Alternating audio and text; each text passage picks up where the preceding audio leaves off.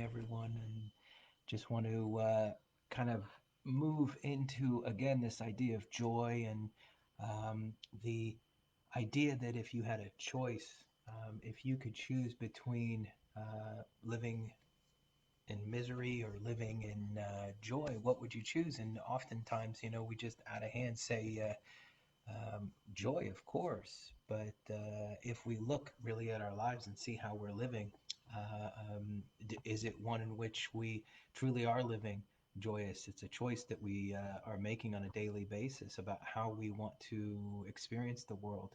And you're perfectly entitled to live how you want. I remember working with a lot of people over the years, and misery is a great way to get through the day. Anger, unpleasant feelings that many of us have, all of us have experienced, is a great way to feel empowered during your day. Isn't it true that we find power a lot of times, a way in which to navigate the day through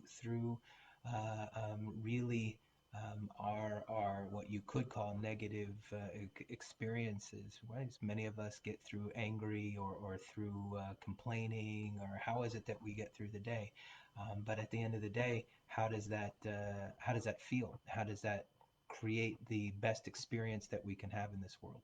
And so we often say, right, if I had to choose between a life of misery and joy, I would always pick joy. But am I living that way? And I just wanted to kind of talk about joy again, because we are in the month of Adar, and how we experience the world is really important as we increase happiness in this month. How it is that we do increase happiness, and just understanding that it's really not about being joyful or being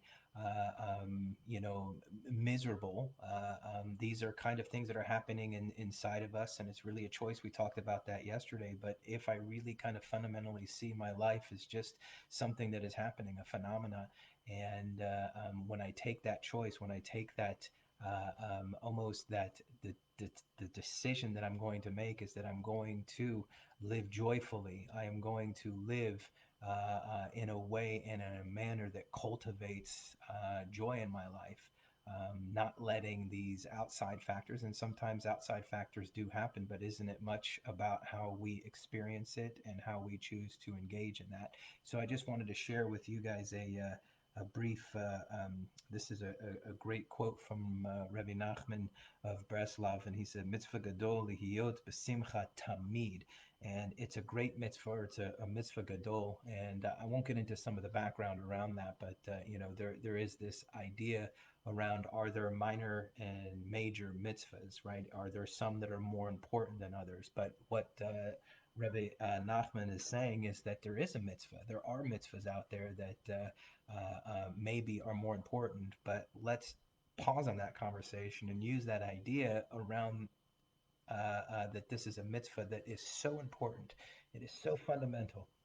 It is so central to how it is that we are going to interact with the world, that it is elevated. And what is that? To always be in a state of happiness, to be. And we as human beings, we often live in the past or in the future, and in our memories and in our imagination.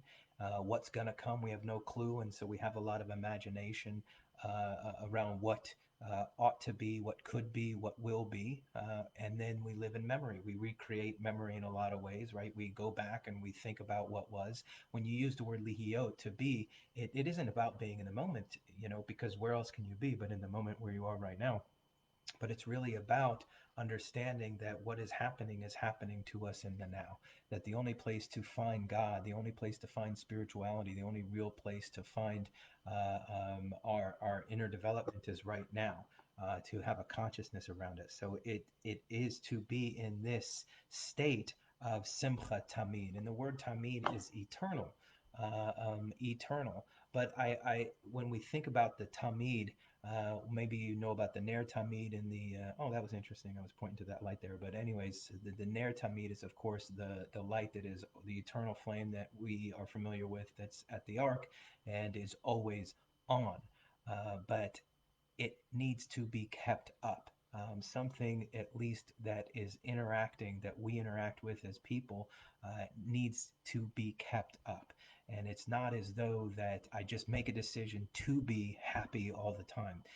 That's not going to happen, right? Life is going to happen and things are going to come at us that will bring us out. If it was easy to be joyous all the time, then we would all, as I said before, we would all choose to do that. But that's not what it's about, is that it needs to be maintained. And much of what our tradition is about is to maintain a spiritual life, that we come together as a people, as individuals, working within peoplehood to elevate how it is that our consciousness is going to engage in this idea of how we can be more conscious of our life, right? These are the brachas, these are the prayers that we do. This is the food that we eat, the air that we breathe, the understanding of who we are as people, what our responsibility is and will be as a people, as individuals. And when I have that in the consciousness, then as a result, there will be joy. A life fulfilled is one in which we are seeking to become full individuals, full people, right? Every animal and every individual, every tree, everything that is trying to be the best tree animal that it can be. And that's what our job is. And the way to do that is through simcha, through joy. And we will speak a little more on joy tomorrow.